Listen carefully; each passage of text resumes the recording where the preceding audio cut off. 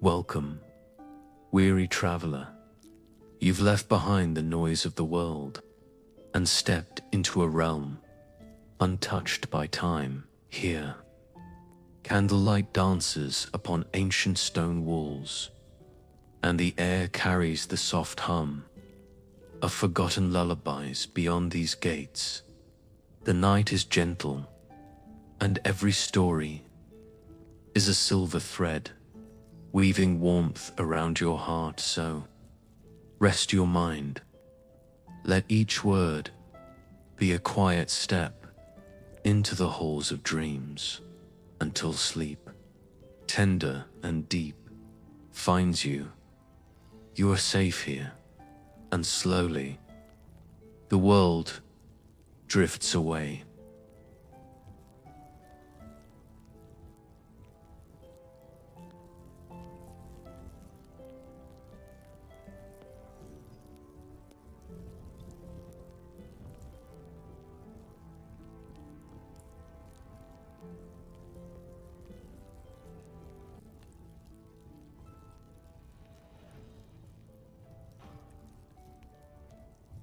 Chapter 1.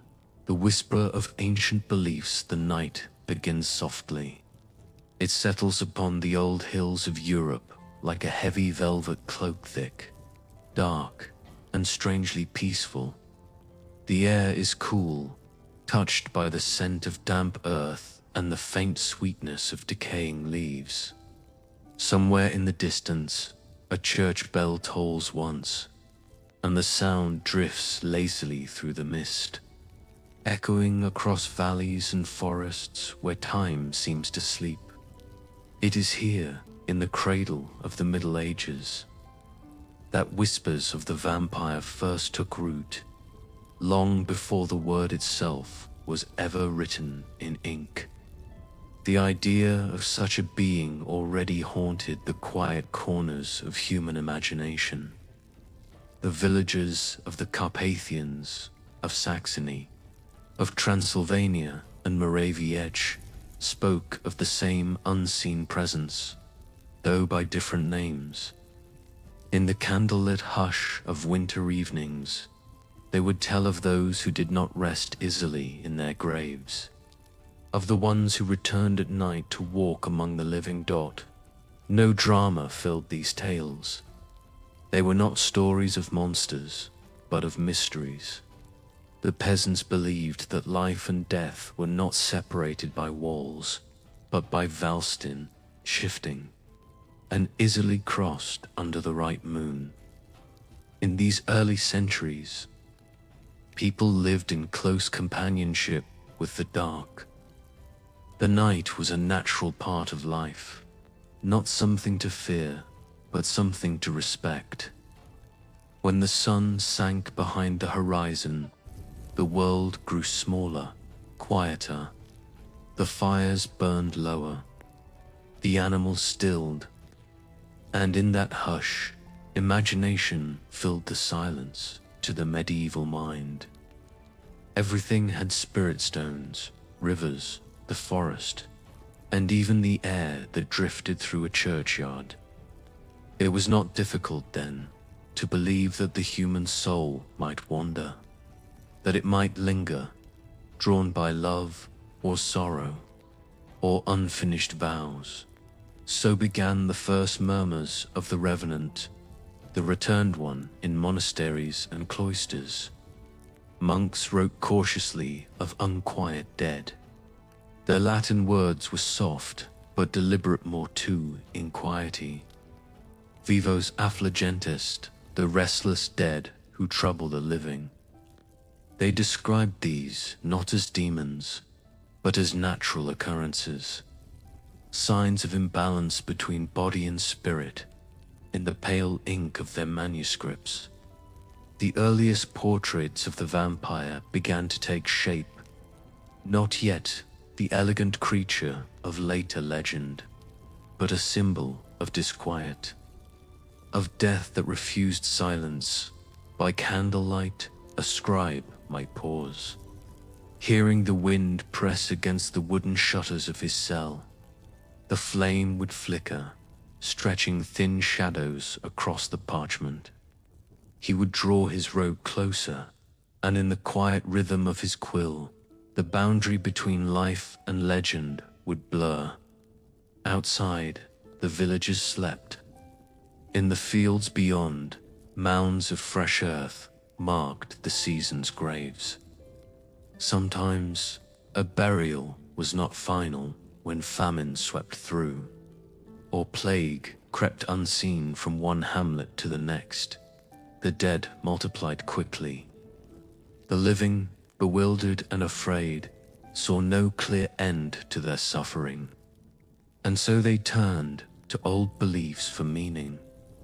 If illness struck again soon after a burial, some whispered that the one laid beneath the soil had not yet found peace, that he still walked at night, seeking warmth, seeking blood. The word blood held deep reverence in those times. It was not merely life's essence, it was life itself. The scriptures spoke of it as sacred, untouchable, a vessel of divine breath. For a being to steal it, even in rumor, was to disturb the natural order of creation. And yet, even these fears carried a strange calm. There was no panic, only ritual. The living knew what must be done. A priest would bless the grave. Holy water would be poured in silence. Sometimes, in more desperate hours, a stake of hawthorn or ash would be driven through the heart knot in cruelty. But as a solemn act of closure, in the medieval world, such acts were not violent, they were compassionate. Each ritual was a prayer for stillness, a plea for rest, and still, the story spread through the misty passes of Wallachia and the forests of Bohemia, through markets and monasteries, from shepherd to scholar. The tale of the blood drinker evolved as a quiet echo of human grief, the need to explain why some could not let go in the dim light of a stone chapel. A monk might reflect on this mystery. He might look upon the waxen face of a saint's relic, preserved miraculously through centuries, and wonder at the power that lingers in flesh. He might write in the margins of his prayer book, perhaps, "The soul is not so easily stilled." The centuries rolled on like gentle waves. In the silence of medieval nights, the stories deepened, carried on the breath of firelight, through the rhythm of lullabies. And in the silence between church bells, each retelling softened the terror a little more, until only the beauty of the night remained, the silver moon, the hush of wind through ivy, the slow beating of a heart beneath the velvet sky, and perhaps, in some lonely tower, a watcher gazed from his window, neither living nor dead, keeping vigil over the world that slept below. He was never named. He needed no name. For the people of those times, the vampire was not a creature of nightmares, but a reflection of something deeply human, the longing for life to never truly end. And so, beneath the starlit heavens of medieval Europe, the legend began not with fear, but with remembrance. The night, it seems, had its own way of keeping the past alive.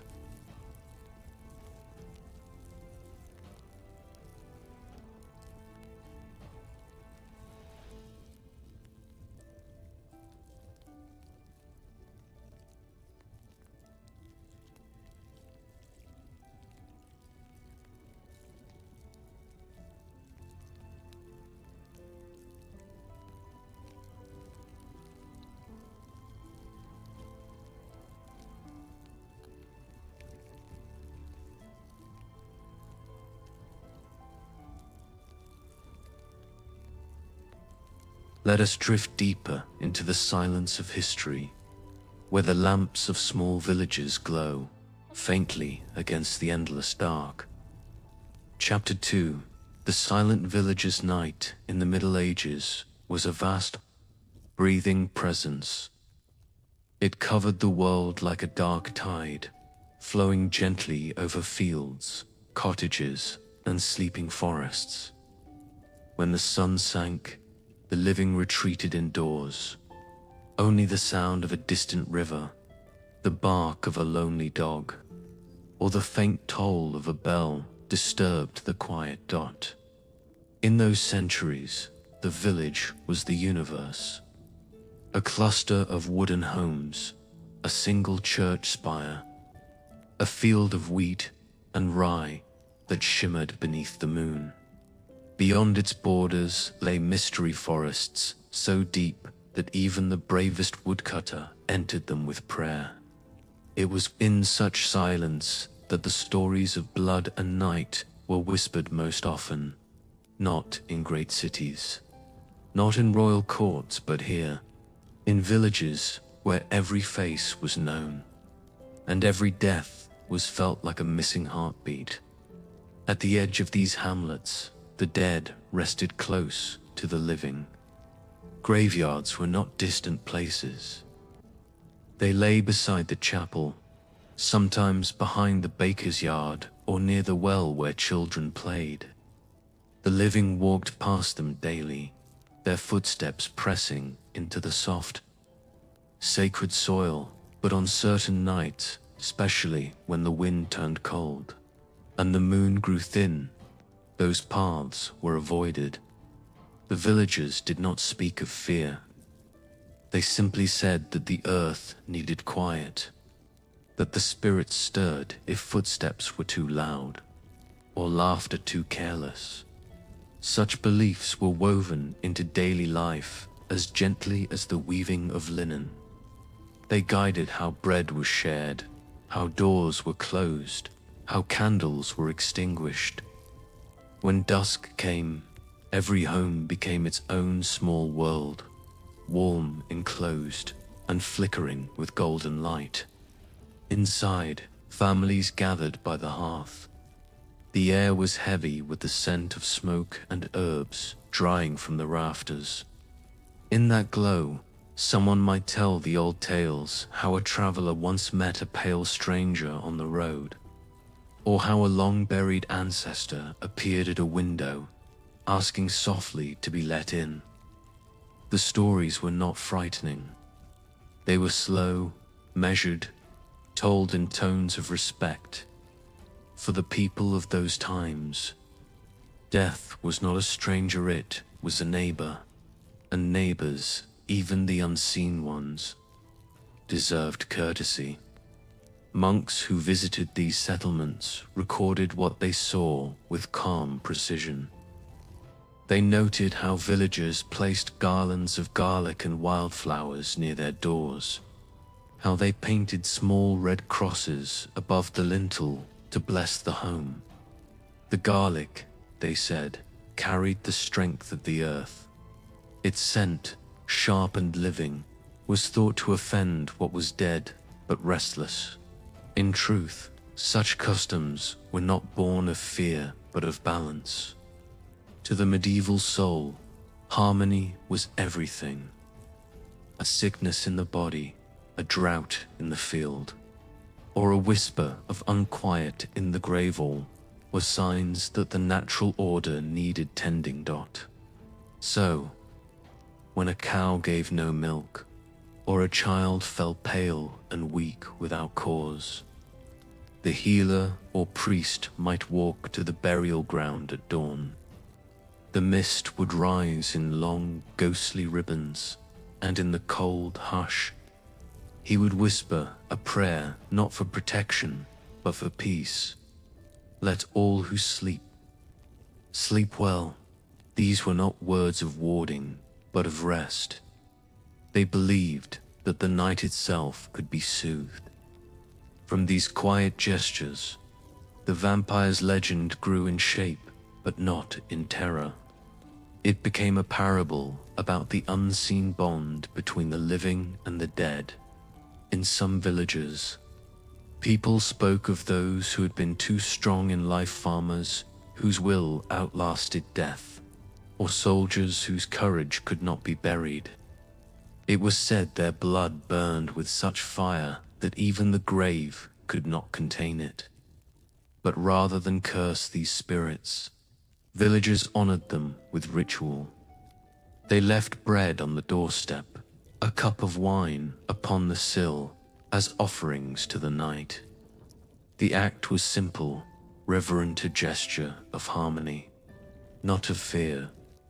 When dawn came and the food was gone, none asked where it went.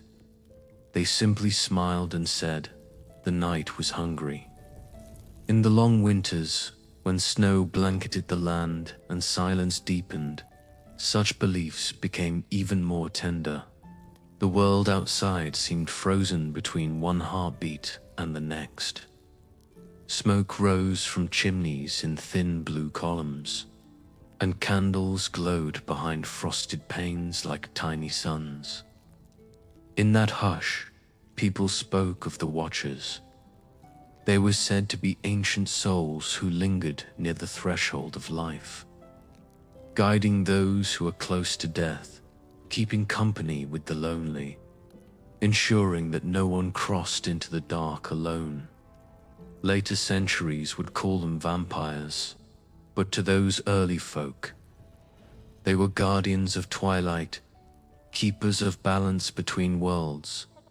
Their presence was not cold, but strangely comforting, as if even the darkness wished to care for the living dot in the annals of medieval folklore.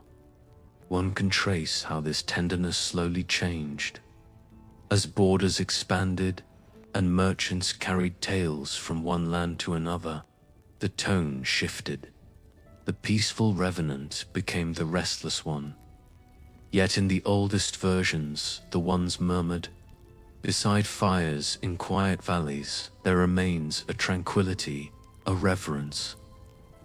These stories breathe not of fear, but of understanding. The people of those times knew that all life, even the hidden kind, was part of the same creation. They spoke of the night as though it were a living being, an ancient mother who held both the dead and the living close to her chest, and in the hush before dawn, when the first faint blue of morning touched the frost, they felt that care surrounding them. No one was truly alone, not even in death. The vampire, in its earliest form, was a whisper of that truth, a symbol of the soul's unwillingness to let go of the warmth it once knew. Outside, the sky would pale, the roosters would stir, and the villagers, still drowsy from dreams, would rise to greet another day, leaving the stories to rest until the next night returned. Their world, though distant in time, still speaks softly through the centuries, that even in the heart of darkness, there was gentleness, and in every myth, a longing for peace. The bells begin to ring again, slow and low. The village breathes, and the world exhales.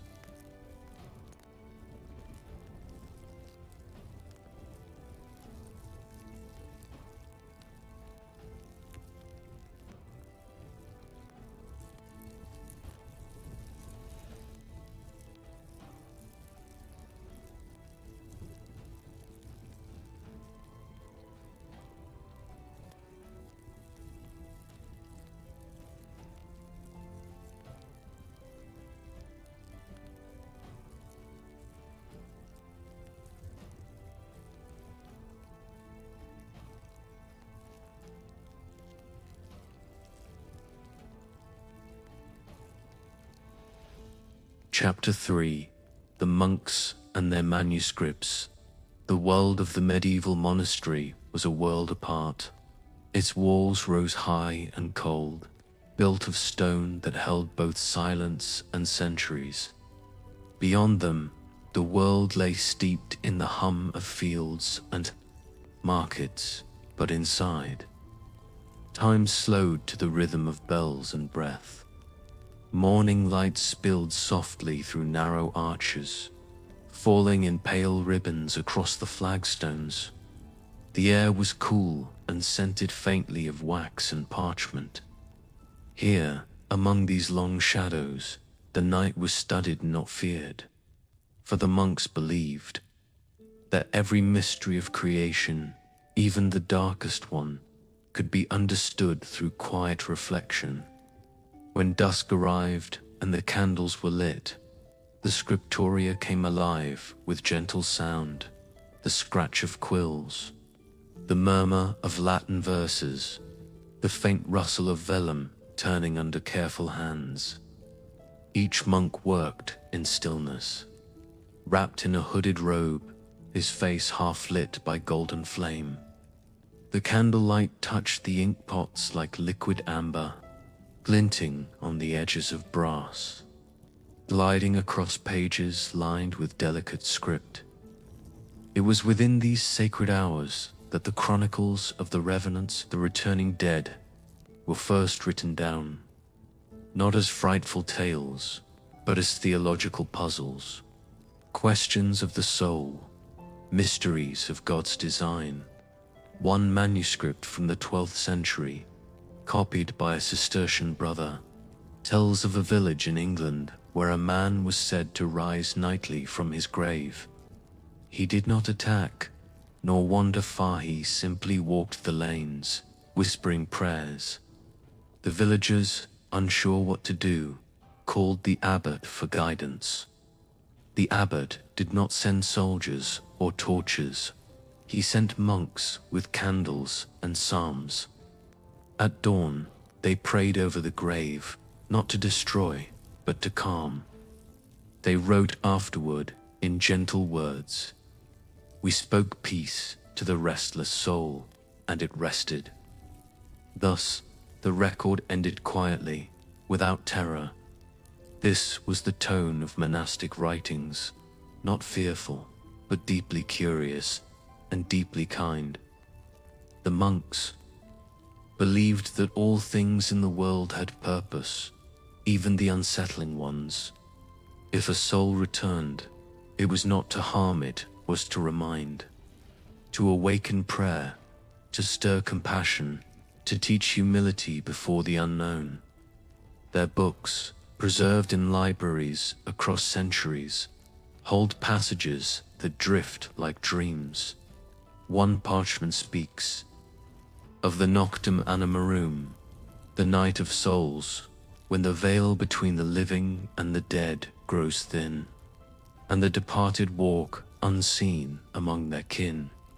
Another describes the soft ones, spirits who drink not of blood, but of memory, taking only what is willingly given, the warmth of a candle left burning, the fragrance of bread. The monks copied such accounts, not with trembling, but with devotion. They believed that even the oldest superstitions hid a spark of truth, that the human longing for life, for connection beyond death, was sacred. Sometimes, while working late, a scribe would pause and lift his eyes to the window slit above his desk. Beyond it, the world would be black and endless, pierced only by a single star. He would breathe slowly, letting the stillness of the night fill his chest. The quill in his hand would rest, its tip glistening with ink, and in that moment he might think of the very creatures his pen described, beings who loved the night so much they could not leave it behind. The idea did not frighten him, it humbled him. He would dip his quill again and write with a slower, steadier hand. In the deeper chambers of some monasteries, illuminated manuscripts took form, texts adorned with golden letters and painted borders. Among them, a few rare pages showed strange figures, pale men with red-lined lips, standing between angels and beasts. Their faces were not monstrous, they were solemn, even sorrowful. To the artists who painted them, these were not demons, but symbols, illustrations of the fragile space between light and dark, salvation and longing. The monks used color with restraint, deep crimson for blood, soft blue for spirit, and gold for divine light. In the glow of oil lamps, these colors shimmered as though alive, breathing quietly through time. Occasionally, a traveling scholar or a physician would visit the monastery, bringing stories from far-off lands, reports from the Slavic frontiers, where people spoke earnestly of the Uppier, the vampire, the monks listened with patience, their hands folded upon the table. They asked gentle questions. Did these beings speak? Did they cast shadows? Did the dead themselves seem to remember who they had been? To them, each account was not evidence of horror, but a thread in a tapestry, the tapestry of belief, woven from the human desire to explain the unexplainable. They would record these tales with care, translating them into Latin, noting the names, the customs, the prayers spoken over graves, and afterward, in the quiet of the refectory, they would eat their bread in peace, their minds drifting softly toward contemplation. To a monk, the night was not the enemy of light. It was the necessary counterpart, the silent half of creation, the time when the soul turned inward to listen. In their writings, this understanding shines through. They describe night not as emptiness, but as fullness of vast space where voices of the unseen might be heard if the heart were still enough. Perhaps that is why their chronicles feel so calm. Even when they speak of the dead walking, their words move gently, like water over stone. There is a passage from a Benedictine codex that reads, "Fear not the ones who come after, for they are still among the children of God, seeking warmth as moths seek the flame." The line glows like a candle across the centuries. In time, many of these manuscripts were locked away, forgotten in the damp corners of Abbey libraries, but the ink remains. The parchment still holds the fingerprints of hands long vanished, and somewhere between the faded words and the faint scent of old wax, the legend of the vampire breathes softly, not as terror, but as wonder.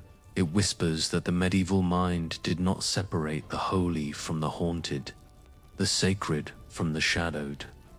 It saw all things as parts of one vast, sleeping creation, and so, under vaulted ceilings and candlelit aisles, the monks became the quiet keepers of the night's most enduring secret, that the darkness, when viewed with reverence, was simply another way to see the light. The candle gutters, the page dries.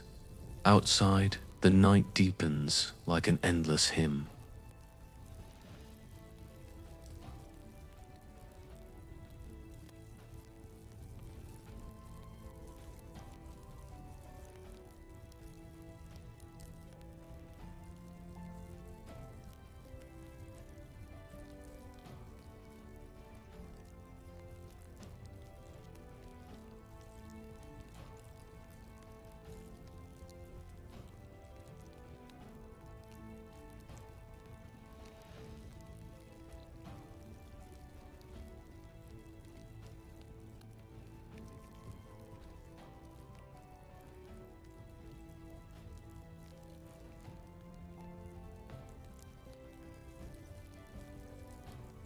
Chapter 4.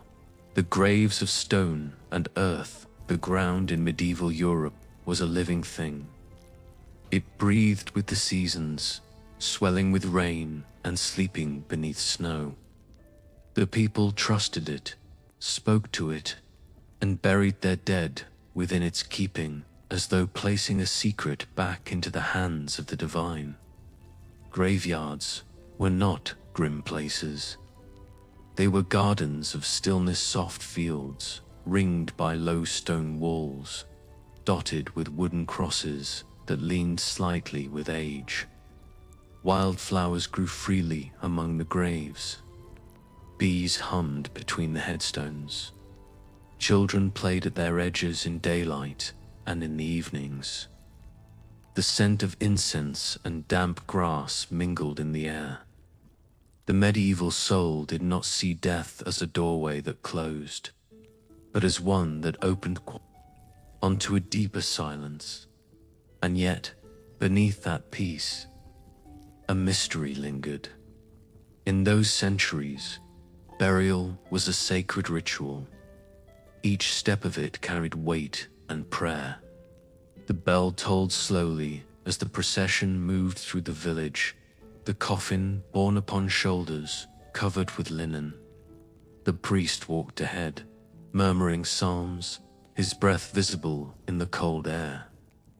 Behind him, families followed in hushed devotion, heads bowed, candles trembling in the wind. When the body was laid in the ground, a handful of soil was dropped upon the chest. The sound it made, a soft, hollow patter, was the last note of farewell. But not every burial rested easily. Sometimes, within days, the villagers would speak in low tones of strange dreams, of dogs howling at the graveyard wall, of footsteps heard after dusk. The medieval world believed that the earth itself could speak if it was unsettled. If a soul had not been properly blessed, or if sin had gone unconfessed, the soil might resist its slumber. In such cases, people said, the ground would shift slightly at night. As if breathing, it was not fear that moved them, but reverence, a desire to make right whatever was unbalanced. Priests and scholars took note of these whispers. Many believed the cause to be natural, trapped air in the soil, the slow settling of the coffin. But among the villagers, the explanation was older, deeper. They spoke of spirits who lingered too near their own bones, listening, unable to release the warmth of the world. Sometimes, when illness struck again soon after a burial, the grave would be opened, not in anger, but in ritual. The people would gather with torches, standing in solemn half-light as the priest recited the psalms of rest. The coffin would be uncovered, the sign of the cross traced in the air. And if the body appeared unchanged, drowsy full, untouched by decay, the villagers would nod knowingly. He still remembers. They would whisper. They believed that some souls, out of love or longing, held too tightly to the vessel they once lived in. The blood remained still warm, because the memory of life had not yet faded. To release such a spirit was an act of mercy. A blessing was spoken, and a small stake of ash or hawthorn, wood from trees thought to bridge the worlds, was gently pressed through the soil, not to punish, to free. The choice of wood mattered deeply. Hawthorn, sacred to the Virgin Mary, symbolized purity and protection. Ash was the wood of life, its root said to reach into both heaven and the underworld. To place it in the grave was to complete a circle, to remind the spirit that its journey was whole. Such acts, misunderstood in later centuries as superstition, were in truth acts of profound care. The people sought harmony between flesh and spirit, between earth and sky. When the ritual ended, candles were left burning upon the grave. Their light trembled softly in the night air, and as the villagers walked home, they did not feel fear. They felt peace. Stone, too, carried meaning. The wealthy were laid in carved tombs, their faces immortalized in marble eyes, open, as if watching over the centuries. The poor were given the simpler gift of the soil itself, but both rested beneath the same sky, under the same stars, and the same gentle rain.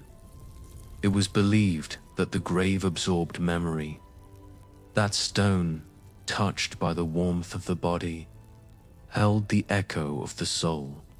For this reason, many medieval churches were built directly atop old burial grounds, so that prayers could rise through stone and soil, touching both the living and the dead. The architecture of faith itself was shaped by the desire for closeness. In the quiet of night, monks walking the cloisters would feel this presence beneath their feet, a sense that the ground was never empty, but filled with unseen prayer. When travelers came through these lands, they often remarked on the stillness of medieval cemeteries. No crows perched upon the crosses, no animals dug at the soil. It was said the living respected those who slept there too much to disturb them, and, in turn, the dead offered protection to the village. But there were stories soft, half-whispered, of certain nights when the mist lay thick and silver, and figures were seen among the stones. Not men, not ghosts, but something in between. Pale shapes that moved slowly, as if remembering how to walk. Eyes that glimmered faintly in the moonlight, not with hunger, but with longing. Such visions were rare, and never spoken of in daylight. The villagers did not call them monsters. They simply said, "The sleepers are wandering." To them, it was natural. Life and death shared the same breath. Centuries later, when scholars tried to unravel these legends, they found their roots not in fear, but in tenderness. The vampire was not born from cruelty, was born from mourning. It was the echo of a people who could not bear the thought that love, once kindled, could ever end completely. In their rituals, their prayers, and their silent nights, they wove a promise to the earth that every life, no matter how brief, would be remembered. And perhaps that promise, whispered through stone and soil, gave rise to the belief that the dead themselves remembered to dot today. When one walks through the old churchyards of Europe, where the moss grows thick and the air smells faintly of rain, the feeling still lingers. Not dread, but presence. The sense that the earth beneath our feet still hums with the memory of all who have ever loved. All who have ever longed for one more night under the moon. And if the wind moves softly between the stones, carrying a faint sigh, it might just be the voice of those who refused to leave completely, the quiet keepers of blood and time, still guarding the peace they once sought in life. The wind fades, the grass stills, the graveyard sleeps again.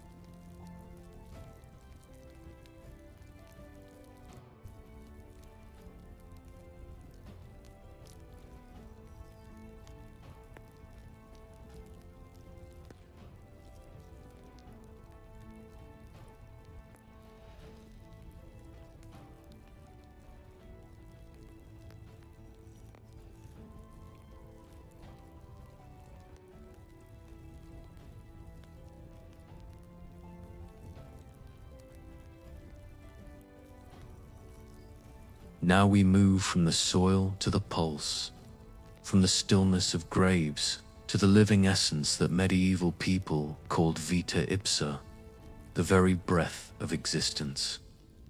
Let the candles burn low, and let the chapter flow softly, like a heartbeat echoing through stone. Chapter 5. The blood and the belief in the quiet of medieval Europe. Few words carried as much holiness or mystery as blood. It was more than a fluid, more than a substance. It was the secret thread that bound life to spirit, heaven to earth, flesh to the divine. Every drop, the monks said, was sacred. Every pulse, a prayer. The scriptures had taught that life itself was contained within blood. When the priest lifted the chalice during Mass, its red shimmer was not just wine. It was the symbol of eternity, the remembrance of sacrifice, the pulse of a living God. And so, when people whispered of those who drank blood, it was not only horror they felt, it was reverence, unease, and a strange kind of awe. For to touch blood was to touch life, and to take it was to take what belonged only to heaven. The villagers, though unlettered, understood this truth instinctively. They saw blood as light within the body, the small sun that burned behind the skin, warming the soul. When a man bled in battle, they said his courage flowed outward. When a woman gave birth, her blood was blessed by the saints. When sickness drained the color from one's cheeks, it was said that the spirit itself was fading in this world, where everything was sacred. Even the smallest wound carried meaning. So, when tales spread of beings who sought blood not by accident, but by will, who thirsted for it as others thirsted for water, the idea touched something ancient within the human heart. It was both terrible and divine in monasteries. Scholars debated such stories with solemn care. They spoke of vitalitas, the essence of being, and whether it could be stolen or shared. Some claimed that the blood of the living was merely the vessel of the soul, and that the so-called drinkers were not thieves, but seekers drawn toward the last warmth of life as moths to flame. One Dominican chronicler, writing in the 13th century, described the phenomenon not as demonic, but as a misunderstanding of nature. He wrote, "It may be that certain humors of the body retain life after death, and these humors feed the memory of what once was flesh. Such are mistaken for monsters, though they are only remnants of what the world once loved." Even in these dusty Latin sentences, one can hear the tenderness of medieval thought, the unwillingness to condemn what could not be understood in the villages. The idea was simpler. They said that blood was the voice of the body, always calling toward warmth, and that those who returned from the grave were not cursed, but lonely, seeking the comfort of life's hum once more. To offer blood, even symbolically, was sometimes an act of mercy on certain nights of the year near All Souls' Eve, or during winter feasts of remembrance. Small bowls of milk, wine, or even animal blood were left outside the door, not as offerings to devils, but as prayers for balance. The liquid gleamed darkly in the moonlight, a reminder that even the unseen deserved compassion. In these gestures, one can glimpse the heart of medieval spirituality, a faith built not on fear, but on gentle coexistence with mystery. The color red itself became a language. In churches, crimson banners hung during holy days, symbolizing divine life. In art, saints were often painted with red robes, signifying sacrifice and spiritual flame. Even the wax of certain candles was tinted red, to represent the unbroken bond between the human and the eternal. It was said that to see red under moonlight, a rose blooming at night, a streak of rust on stone, a glint on the chalice, was to glimpse the heartbeat of creation itself. Thus, when people spoke of vampires, of beings who moved through moonlight seeking the color red, they were not imagining mere monsters. They were, in some quiet way, imagining reflections of the divine mystery, creatures caught between sanctity and sin, still yearning for the pulse they had lost. Among the learned, these reflections took on a philosophical shape. Was blood a symbol or a substance?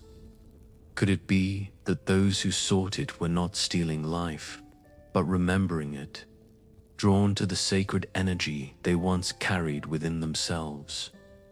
Some writings, carefully preserved in cathedral libraries, speculate on this with breathtaking gentleness. One anonymous monk wrote, "Perhaps the drinker of blood is not the enemy of man, but his shadow, longing for the warmth that God alone can give. The thirst is not for flesh, but for grace." Such words reveal how deeply the medieval world intertwined theology and myth. For them, everything, even the darkest tale, held a lesson about the soul's yearning to return to its source. Meanwhile, outside the Abbey walls, life moved with slower rhythms. Villagers milked their cows, mended their tools, and sang by the fire as the wind sighed around their cottages. Yet always, under the surface of daily life, the belief in blood as the thread of existence remained. When illness came, healers drew small drops of blood to release the evil humors. When love blossomed, young couples mingled a few drops together, sealing vows more binding than words. And when someone died, their kin would touch a fingertip to the lips of the departed, one last gesture of shared life. Through these small, solemn acts, blood became the most intimate expression of belonging. So when, at times, a grave was opened and a face seemed a lifelike, too peaceful when the lips still glowed faintly red, it was not horror that filled the watchers, but wonder. They saw in that color not corruption, but continuity. They whispered, "He still remembers the light." It was said that such souls lingered, not out of malice, but because the divine spark within them had not yet faded, because the heart, even after death, still whispered its ancient rhythm. I am alive, and so, blood became the bridge between mortal and immortal, between the sacred and the shadowed. The church saw in it the mark of salvation. The people saw in it the pulse of love. The vampire, hovering softly between these two realms, came to embody both the fear of losing life and the yearning to keep it forever. To the medieval heart, this duality was not frightening. It was beautiful. It spoke of a world where everything sacred had a shadow, and every shadow a trace of grace. And perhaps that is why the legend endured, because it told, in its quiet, crimson way, a truth everyone felt but few could name, that even death cannot entirely quench the desire to feel the warmth of life flowing once more. The candle flickers, the chalice glows, and somewhere, Far beyond the monastery walls, the night hums with the heartbeat of the world.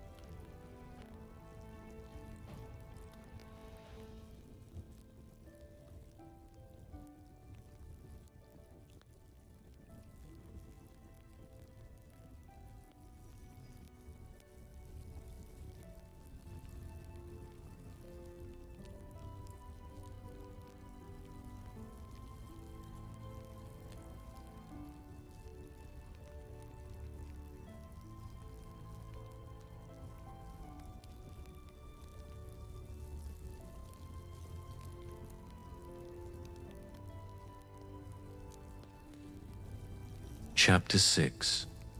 The Moonlit Watchers when the sun fell behind the hills.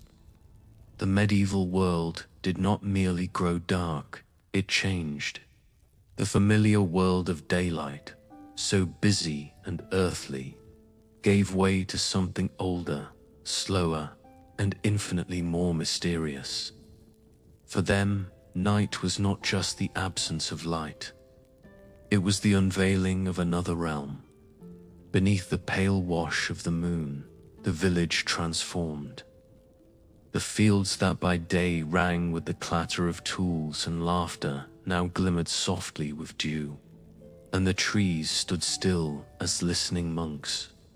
Every sound, a hoot, a footstep, a sigh of wind, became magnified, sacred.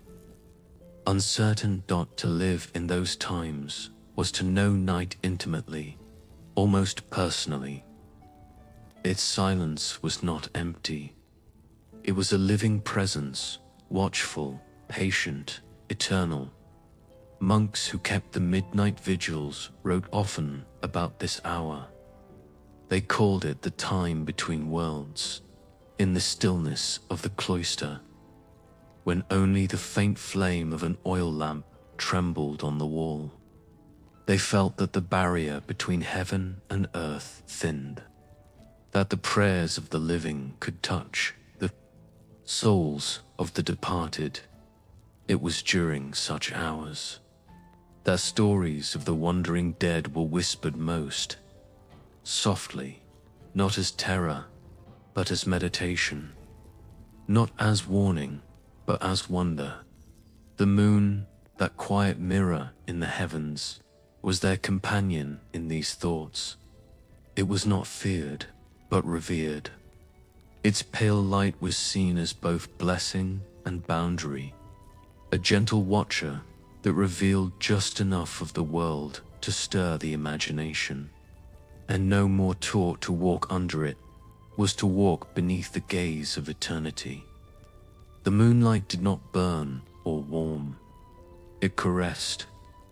It turned stone to silver, water to glass, and faces to masks of quiet thought. No wonder, then, that those believed to walk after death were said to love the moon. Its light did not judge them.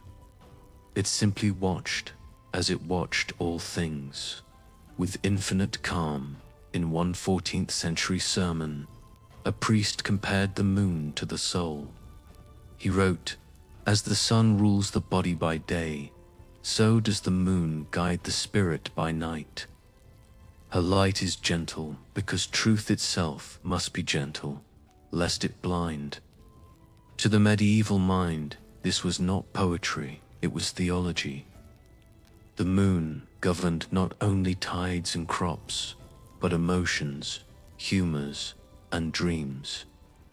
When full, it was said to stir the hidden forces within all living creatures, the blood's rhythm, the heart's unrest. Thus, when the moon rose high and white over the churchyard, villagers believed that the dead stirred not in defiance of God, but in obedience to nature. They were, after all, part of the same rhythm, drawn by the same light, that moved the sea and quickened the seed. Those who kept watch over the village at night. Shepherds, guards, monks, spoke often of the strange calm that descended under moonlight. The air seemed thicker, the shadows deeper, yet there was beauty in that stillness. One watchman's journal, kept in faded ink, describes it like this: "At the hour when no voice speaks and no cock cries, the world stands upon a breath. I think then that all souls, living and departed, listened together. What a tender idea that the night was a shared silence, not an emptiness. Even fear had a kind of grace. Many of the old stories describe watchers, not heroes, not priests, but simple folk who would stand by the edge of a field or near a graveyard wall, eyes turned toward the moon. They were not hunting monsters. They were keeping balance to them. Watching was a sacred act, an offering of presence. It was said that as long as one living soul kept vigil, no wandering spirit would be lost entirely to darkness. And so, some nights, an old woman would light a candle on her window ledge. A shepherd would hum a hymn to the wind. A monk would trace the sign of the cross upon the earth. All of them, in their quiet way, were keeping faith with the unseen. In this way, the vampire, that symbol of shadowed yearning, was not an enemy, but a reminder. A whisper from the other side of life, saying, "The night watches you as you watch it." They believed that to look too long into the dark was to see one's own reflection softer, paler, half divine. Perhaps that is why the moonlight in medieval art always seems so alive. Even when painted on cold stone or vellum, it shimmers faintly, as if carrying breath. The artists knew that the moon was not a dead thing. It was the soul's lantern. For the villagers, the moon also marked time, not by hours, but by feelings. A waxing moon brought courage. A full moon, reflection. A waning moon, remembrance, when death visited a house. It was said the moon would linger above the roof until the soul had found its path.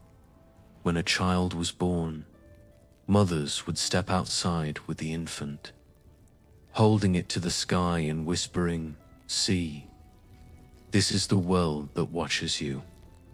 In these simple gestures lived a kind of cosmic tenderness, the sense that every life, no matter how small, was part of a vast and breathing night. As centuries passed, the idea of the vampire changed, hardened, darkened, became more distant from faith. But in those earliest centuries, the drinkers of the night were seen as watchers to beings who, though bound by shadow, still longed for the light of the living. And perhaps the monks understood this best. In their silent vigils, they too were creatures of the dark, awake when others slept, nourished by faith instead of flesh. Sometimes, one wonders if the stories of the undead were merely the echoes of their own sleepless prayers, a reflection of the soul's hunger for eternity. In the final pages of an old monastic diary from the 12th century, there is a passage that feels like a whisper through time. The night is not the enemy of the day, but its memory. As we watch the stars, so are we watched by them. And perhaps, in that endless gaze, all fear becomes faith. What a thought that to be watched by the night was not a curse, but a blessing, that even the shadow holds the light's remembrance. And so, Under the moon's pale watch, the medieval world learned to live not against the dark, but within it, gently, reverently, as one might live inside a prayer. The chapter fades like a candle's final glow. The moon drifts behind clouds. Somewhere, far away, a bell tolls softly, one, then two, and the watchers close their eyes, trusting that the night, too, keeps vigil over them.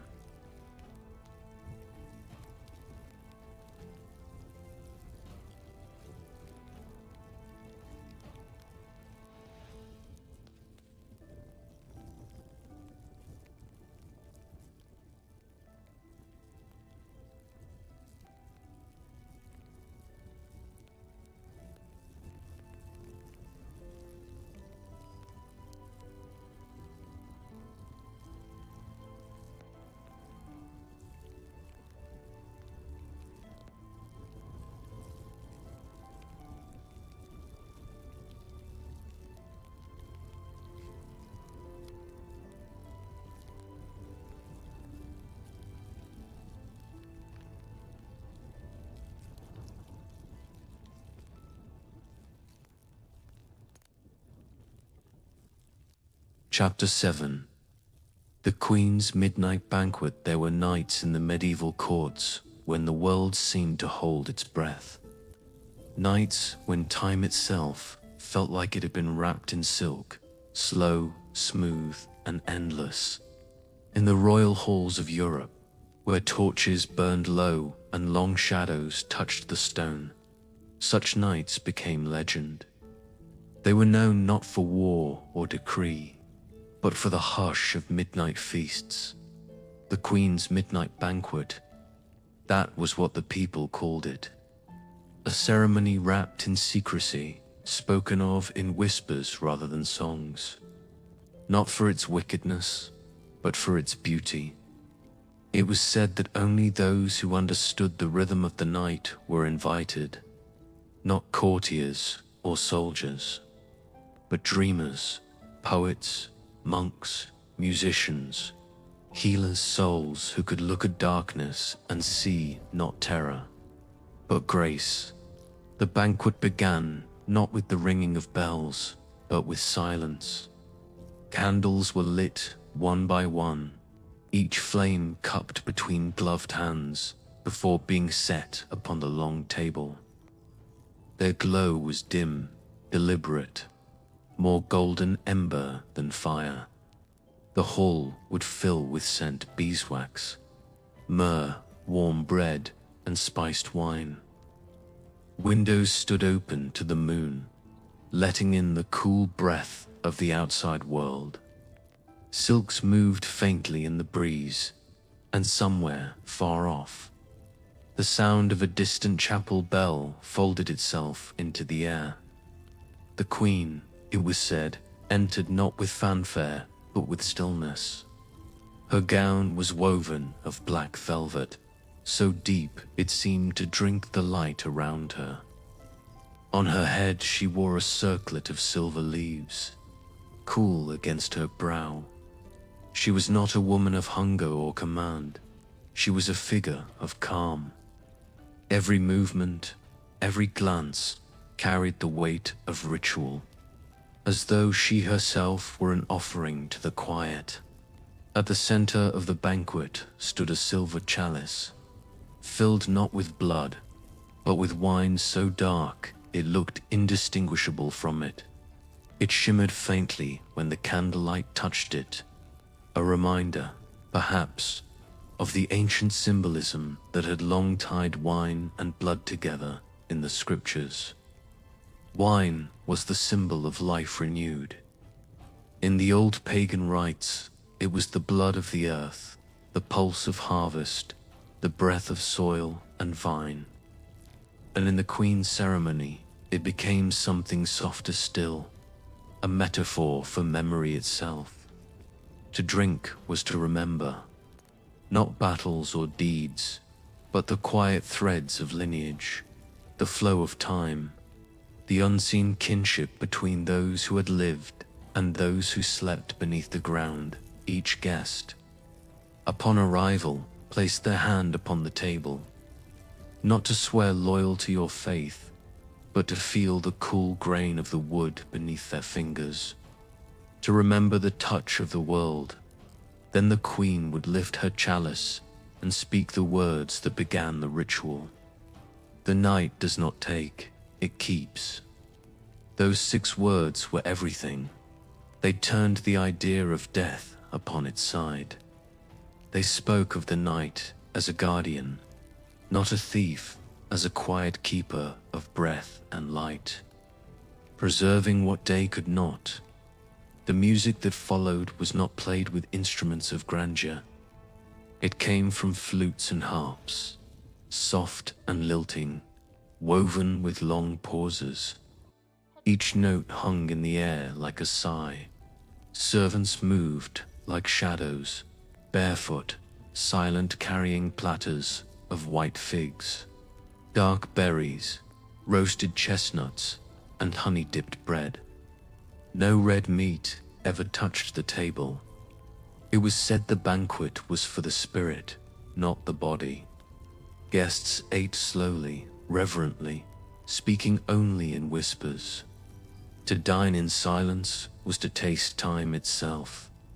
Outside, the night deepened. Moonlight spilled across the marble floors like water, and the torches dimmed until only the softest glow remained. The queen would rise then, her hands resting lightly upon the table, and turn her gaze toward the open windows. All eyes followed her, not in fear, but in awe. For in the glow of the moon, her face seemed almost transparent, as if the night had painted her in its own colors. She would speak softly, her voice like smoke. There are those who wake when the world sleeps. They are not lost, they are watching. As we feast, they remember. As we remember, they rest. A hush followed. Not an empty silence, but one full of meaning. It was as if the entire hall had exhaled together, a single, tender breath offered to the unseen. Some said that, in those moments, the candles flickered differently, that the shadows seemed to move with thought, that beyond the open windows, in the moonlit gardens, figures could be glimpsed standing among the ivy and stone pale, patient, not menacing but serene. The villagers who lived near the castle believed these were the watchers, the ancestral souls, drawn by the queen's ritual, listening, remembering, blessing. And so the banquet was not a feast for royalty, but a communion between realms, a bridge of light and shadow. The last act of the banquet was the sharing of silence. No word was spoken, no gesture made. The guests simply sat together, breathing in time with the flickering of the flames, listening to the soft sounds of the night, the wind, the creak of wood, the faint whisper of fabric against stone. It was said that in those minutes, time loosened its grip, that if one was still enough, one could feel the pulse of the earth through the floor, the heartbeat of every life that had ever walked upon it. And when the final candle burned down, leaving only the pale wash of the moon, the queen would bow her head and whisper, "Return to your dreams, for the night is kind." Then the hall would empty in silence, the guests moving like drifting shadows into the corridors, their faces serene, their eyes half-lidded with calm in later centuries. Travelers claimed to have seen the old castle where the banquet was held. Its halls were empty, its roof open to the stars, but the air still smelled faintly of wax and wine. And on some nights, when the moon was full, They said the sound of a harp could be heard, faint, far away, like the memory of a song. No one feared it. The locals said simply, "The Queen is dining again," a phrase not of superstition, but of reverence, a lullaby whispered through generations. The Queen's midnight banquet was never about power or darkness. It was about tenderness, the kind that lingers between worlds, that refuses to end even when morning comes. It was about remembering that night, too, is sacred. That silence, too, is love. And so, in that soft echo between candle and moon, the medieval soul found peace, the kind that sleeps without fear, knowing that even in the deepest dark, something gentle is watching. The last candle sighs into smoke. The hall breathes once more, empty, eternal, and beautifully still.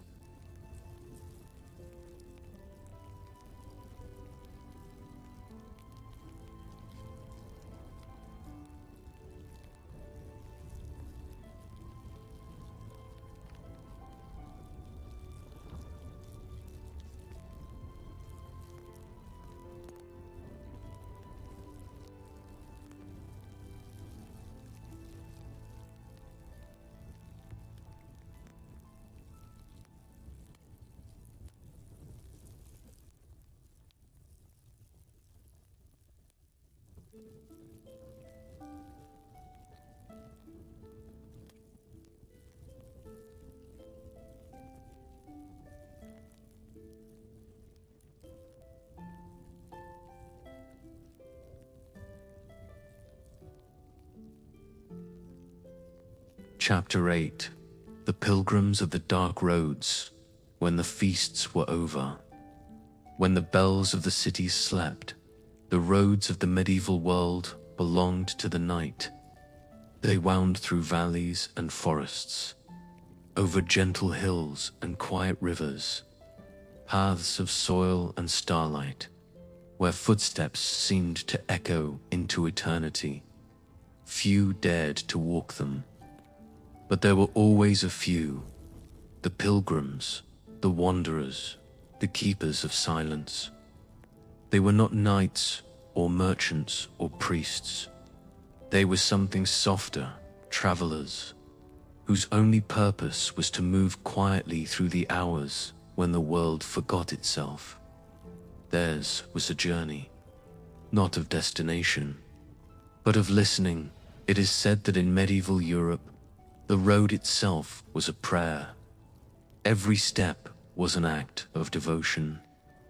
The dust that clung to the feet of the traveler was thought to carry blessings, for it had touched many lands, and thus knew the names of countless souls. By day, these travelers might seek holy shrines or distant monasteries, but by night they walked simply to feel the stillness. The stars were their candles, the moon their unspoken companion. The night roads had their own voice, the sound of boots on packed earth, the whisper of grass, the faint cry of an owl. Each was part of a rhythm that lulled the traveler into a kind of waking dream. Sometimes the fog would roll low over the path, turning the world into a silver sea. Sometimes the forest would part just enough to show the glimmer of a distant stream, shining faintly like spilled light. And always there was that feeling that someone or something walked beside you, not in menace, but in quiet companionship. In old diaries, monks and pilgrims often wrote of this sensation. When I walk alone, I am never alone. There is a presence in the air, as though the night itself moves in step with me. To them, this was not fear. It was comfort, the sense that the world was alive. Even in its silence, there were shrines built for these travelers. Small, simple places by the roadside. A single wooden cross, a stone niche holding a candle protected by glass, or a bench of rough wood beneath a willow tree. Here the pilgrim would rest, not to sleep, but to be still, to feel the cool breath of the wind, to hear the slow ticking of the heart. Sometimes they would leave offerings, a coin, a sprig of rosemary, a thread from a cloak, not for gods, but for the unseen, for those who had walked before, and those who might walk after.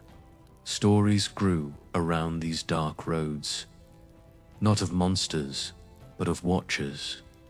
Figures seen standing at crossroads, pale and calm, their faces unreadable in the moonlight.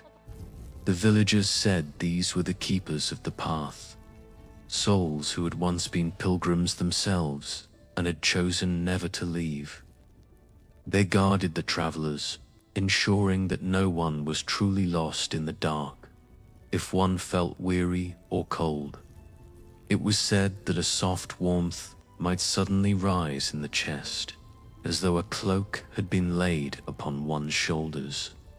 If one stumbled, the earth itself would seem to steady. Beneath the foot, small mercies of the night, the medieval traveler did not see such things as strange. They believed that heaven and earth met constantly in the hush between heartbeats, in the pause between footsteps. To them, the road was sacred because it was uncertain, and the night was sacred because it was endless.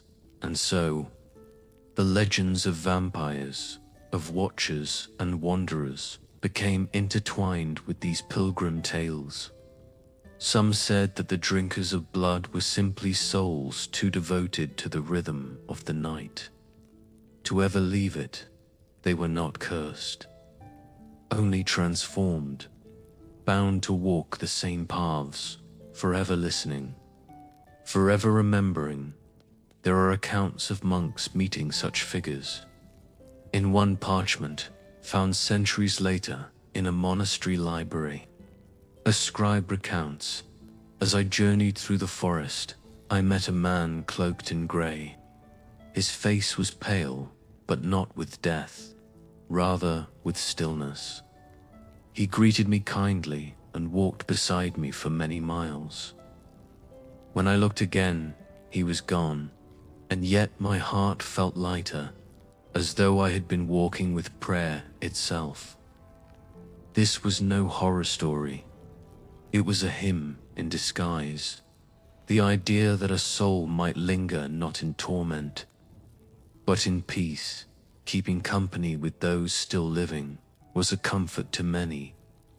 Sometimes, when the roads led through valleys thick with mist, travelers would see faint lights flickering ahead. Not fire, not torchlight, something softer, like the shimmer of breath. These were called To follow one was said to bring fortune. To bow to one was to thank the night for its guidance. And when dawn finally came, painting the sky with pale silver and rose, the traveler would look back to find the road empty, as if the entire world had exhaled in relief. The rhythm of those pilgrim journeys shaped medieval faith itself. The prayers they whispered became hymns. The songs they hummed to the stars became psalms. And the soft idea that even the shadows walked beside them became one of the gentlest beliefs of all. It taught them that there was nothing to fear in what could not be seen, only what could not be loved. By the time the pilgrim reached a village or monastery at dawn, the first bells would be ringing. Smoke would curl from chimneys, and the scent of bread would drift through the air. He would bow once to the fading moon and whisper, "Thank you for the road," And perhaps, just for a moment, the wind would lift, carrying with it a whisper that no one could quite hear, like the echo of a voice saying, "Walk again when the night returns." To this day, in the countryside of Europe, some old roads still carry that feeling. Walk them in the small hours, when even the air seems to dream, and you might feel it too, that unseen presence walking at your side, calm and endless, as though the night remembers your steps. For perhaps, in some ancient way, it always does. The road fades into silver mist, the stars dim, the pilgrim's shadow dissolves into dawn, and the night exhales, content, unbroken, eternal.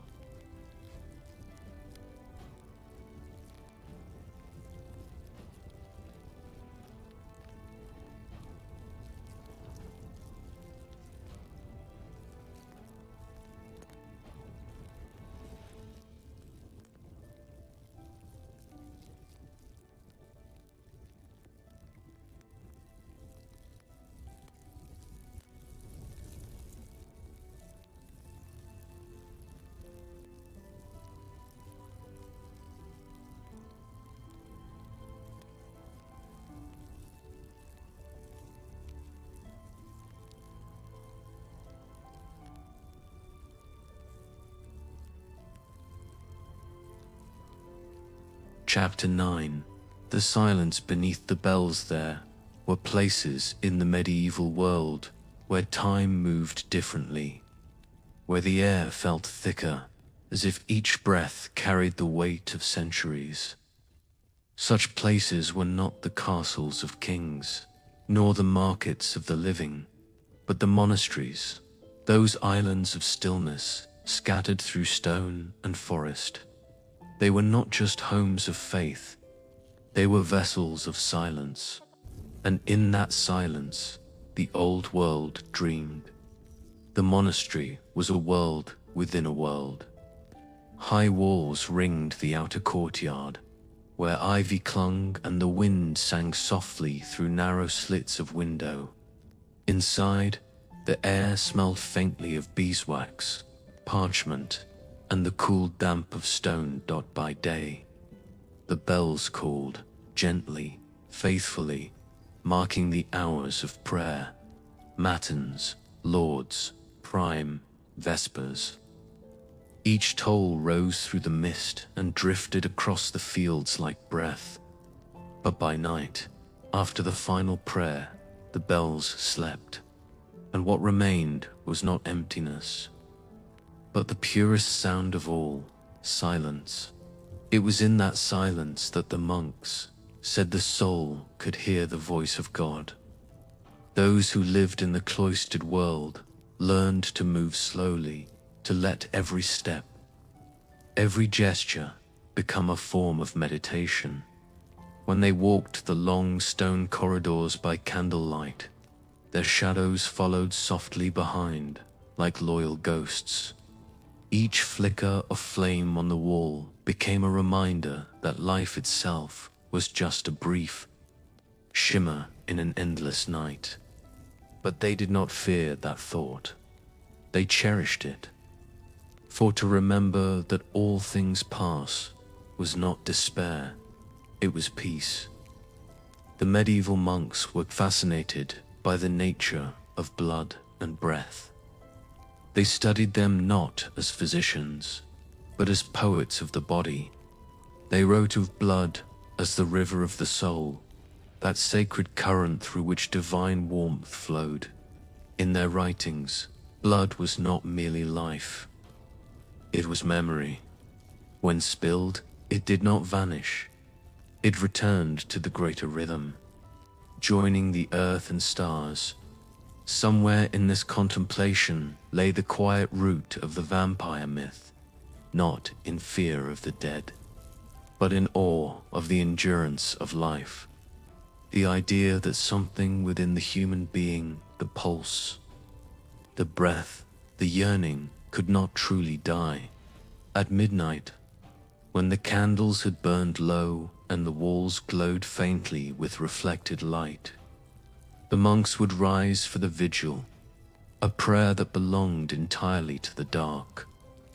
They prayed not in words, but in breathing, inhale, exhale. Each breath was a verse, each silence an amen to those who kept the vigil. The night was not hostile. It was vast, infinite, open, a cathedral without walls. They believed that in the stillness, the soul expanded, not into fear, but into belonging. In the oldest cloisters, there were libraries built deep beneath the ground. Their air was cool and still, scented faintly of dust and time.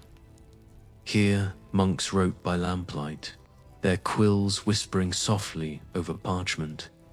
Some of the books they kept spoke of life eternal, not in the fiery terms of scripture, but in the quiet imagery of nature, a leaf returning to soil.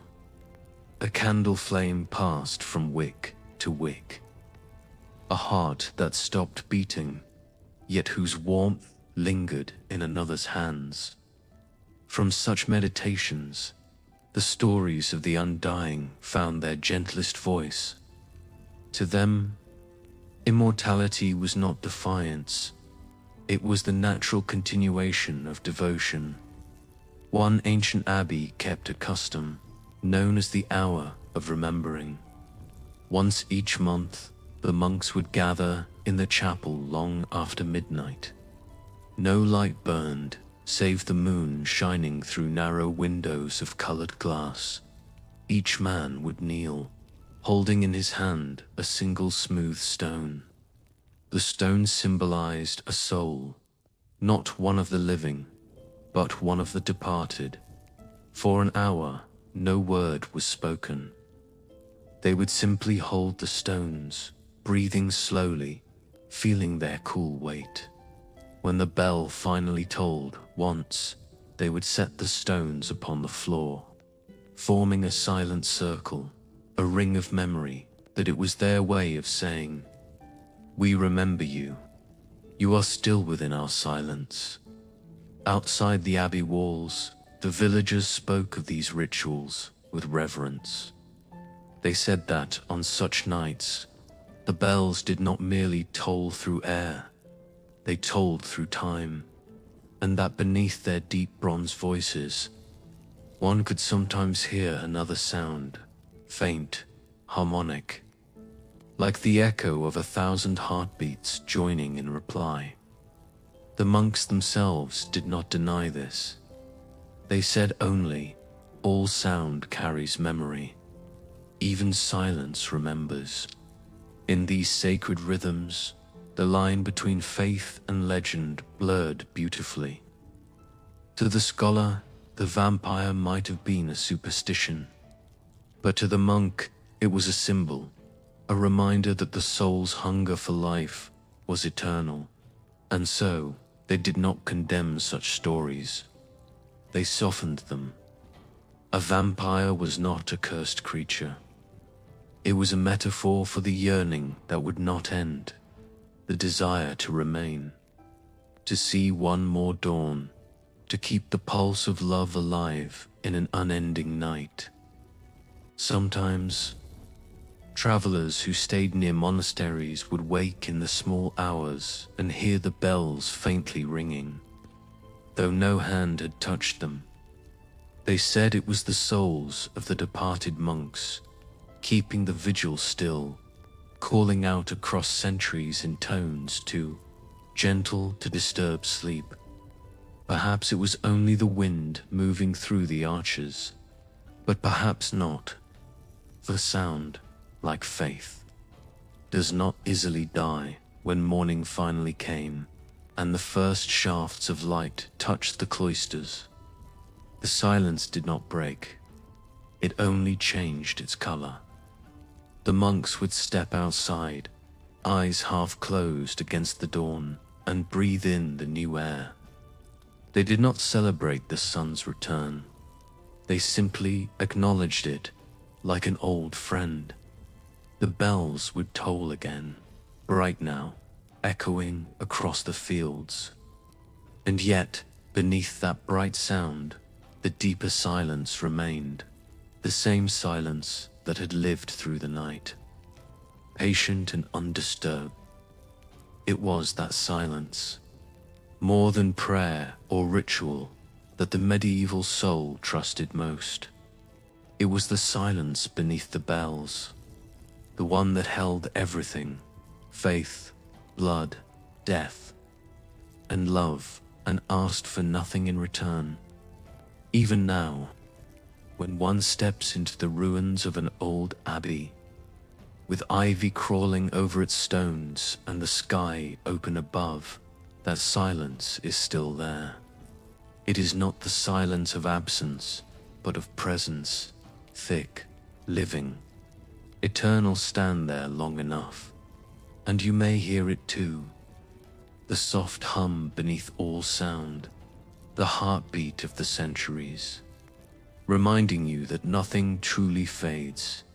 The last bell echoes once, twice, and then falls quiet, not ending, but folding itself back into the infinite hush of the night.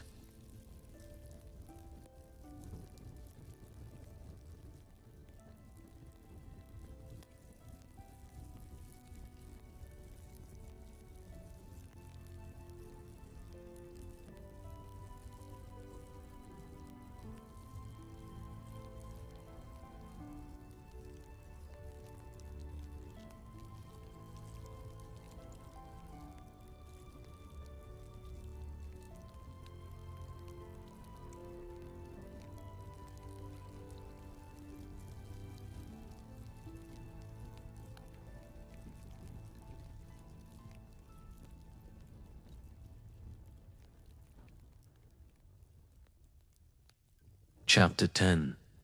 The Eternal Nightfall. There comes a moment in every ancient story when words no longer lead forward. They begin instead to circle, like soft tides upon a quiet shore. It is not an ending, but a gentle returning to stillness, to silence, to the hush from which all stories begin. In the medieval world, night was not merely darkness. It was a presence, a vast and breathing being. It wrapped the earth in quiet, brushed the towers with silver, and filled the air with the slow pulse of eternity. The people of those centuries did not rush through it. They rested inside it. They lit their candles, tended their hearts, and allowed the hours to unfold like petals in reverse, from brightness to shadow, from sound to the peace beneath all sound. They called the night Mater Tenebrarum, the mother of shadows. To them, she was not a terror to be feared, but a gentle veil, sheltering the weary soul from the noise of the waking world. When they spoke of immortality, they did not imagine fiery heavens or glittering palaces of the dead. They imagined this, a night that never ended, soft and endless, where all hearts could finally rest. It was said that those who had loved deeply, prayed softly, or suffered quietly would find their way into that eternal night, not as spirits or phantoms, but as whispers of peace that drifted through moonlight forever. The chronicles of the age are full of accounts of blood, battles, martyrdoms, old terrors, but within those same manuscripts, hidden in margins and faint illuminations, there are gentler truths, tiny painted stars, sleeping angels, figures resting beneath trees with candles by their feet. The monks who painted them must have known something profound, that eternity, in its truest form, is not fire or storm. It is quiet. It is the exhale after prayer, the flicker of light after the last word fades. To them, the stories of vampires were not curses, but lessons, reflections of humanity's endless desire to hold on to the pulse of life, to stay within the warmth a little longer. The vampire was not the monster at the edge of faith, but the mirror of longing itself. A reminder that even in death, the wish to love and be remembered endures. And so, the medieval imagination softened what others would fear. They saw the night as a keeper, not a devourer. They saw eternity not as the absence of light, but as the gentlest glow that never fades. When the wind swept through old stone corridors, they believed it carried the breath of the ages. All those who had lived, prayed, and dreamed beneath the same stars. That breath was the true bloodline of the night. It flowed not through veins, but through memory, through silence, through the unbroken rhythm of heart and moon and sky. The living and the dead were not divided by it. They were joined. In many old monasteries, there was a custom near the end of a monk's life. When his final day approached, he would not be surrounded by mourning, but by stillness. His brothers would open the windows wide, letting in the cool night air, and they would light a single candle beside his bed. The candle's flame was said to guide the soul, not upward but inward, into the great dark that held all things. When the flame flickered low, no one wept. They whispered softly, "He is returning, returning not to death, but to the silence that gave life its shape." In that understanding, the medieval heart found its peace. Life was a passing warmth. Death was the night that remembered it. Both were sacred. When the bells tolled for the departed, their sound did not fall into sorrow. It rolled gently through the air, reminding all who heard it that even the deepest silence listens back. Every note lingered, faded, and became part of that great quiet which the soul, half asleep, always knows. It is strange how time folds over itself. Even now, when one walks through the ruins of those old monasteries, when moss climbs the broken stone and the wind hums softly between arches, the same calm endures. You can feel it in the air, a hum beneath all things, steady and eternal. It does not speak of fear nor of ghosts. It speaks of rest. It says, "Be still now. You are part of the night." Perhaps that was what the ancient stories of the undead truly meant. Not that life refused to die, but that peace refused to end. That somewhere within each pulse there lies a promise. You will return to the night, and the night will remember your warmth. So the story closes not with a door, but with an open window. A breeze moves gently through the old chambers of thought, carrying the scent of wax and time. The candles burn lower. The quills rest beside parchment. Outside, the moon has risen full and patient above the fields. Listen, not for words, but for the quiet between them. It is there that the centuries breathe. It is there that the heart, at last, finds its home. The bloodlines of the night were never about hunger or fear. They were about memory, the endless remembering of life by the darkness that holds it. And so, as the final bell fades, you may rest, knowing that the silence remains ancient, kind, and eternal.